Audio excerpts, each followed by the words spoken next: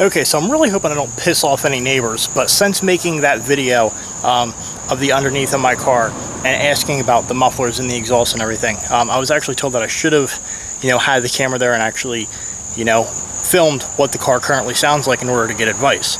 So here's a quick clip. I'm going to record this and we'll see who gets pissed off by it.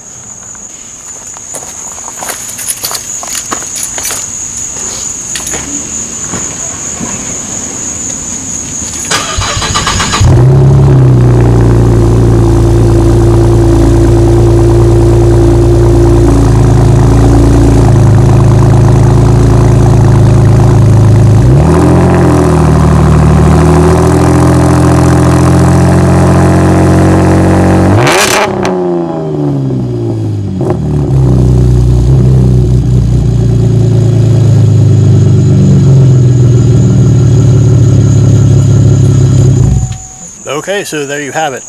It is pretty loud, but again, I do want to try to get it louder. Luckily, no neighbors actually yelled at me, which I'm surprised about because there is people outside. So anyway, that's all for now.